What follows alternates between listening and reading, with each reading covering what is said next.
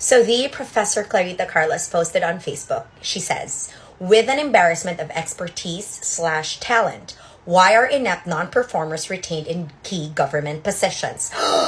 I love it! Let's answer. Let's talk about it. First of all, hi Professor Carlos. It's called Ang Kapal ng Mukha. It's giving, oh my God, mahiya naman kayo. But it's giving, I'll stay here dahil ganito lang talaga ako. Inept and hindi talaga kaya ang trabahong binigay sa akin ng presidente. I really don't like people who work on government who are like this. Because at the end of the day, you just embarrass the country, not the president for choosing you. And as usual, you will stay where you are kahit naman talaga palpa ka because it's so convenient. The president can take charge for all of the hate while you sit in your cushy little office doing nothing. Mahiya ka naman, girl. Without naming names and in the first few seconds of this video, alam nyo na ang pinag-uusapan ko. Hey, aminin. Because let's be honest here, you are the most underperforming cabinet secretary this administration. And mind you, I may like you personally, but when it comes to your job, you are underperforming. The best thing to do is to resign, pero syempre, og medyo bagag-bagag now, dili na lang ginaipugos. But let's talk about facts, shall we? I don't want to insult you. Again, your husband's fault is not yours. But let's talk about facts, shall we? You blame the budget cuts. Remember? For your under-delivery of services. Let's be abundantly clear what happened there. Number one, your own husband did not defend your budget. For somebody who aims to be the speaker, he did absolutely nothing speaker-worthy for you, his wife. Second, pumalpak na po kayo bago pa po ang budget cut. Kaya nagka-budget cut kayo. That's the reality. There was no politics. You were prim and polished as DOT secretary. But because you had a very international level blunder, the kind of blunder that even I nahiya for liking you as cabinet secretary for tourism. Because imagine that, you managed to pull off a blunder na parang hindi dumaan sa'yo ang video na pinost. The same video that featured other places in the ASEAN. Aren't you well-traveled enough to be cabinet secretary for you not to recognize that some of the places in that video isn't the Philippines? That's very embarrassing. Embarrassing, inept in talent and expertise. Pero sige, let's just put that aside. Fact of the matter is, yes, we did experience a very, very huge slump in tourism arrivals because of the fact that we had survived the pandemic. Yes, of course, pre-pandemic numbers was soaring, obviously. But let's just be honest, now in 2025, you cannot keep on hiding behind the pandemic.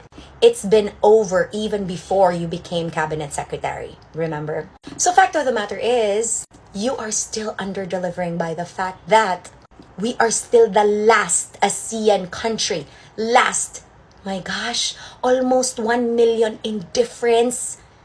People choosing Cambodia over us?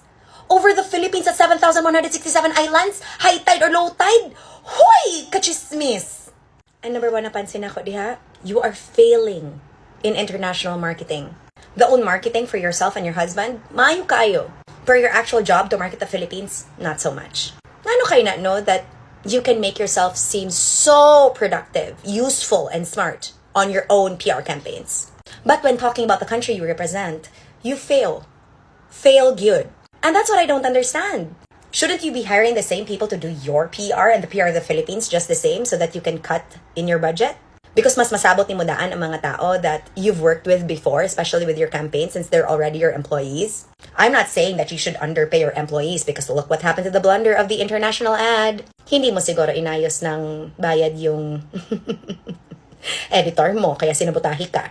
Pero my God, that's not sabotage. That's just pure stupidity. Because again, those areas, those places, obviously it was not part of the Philippines. And that blunder of yours is international in level.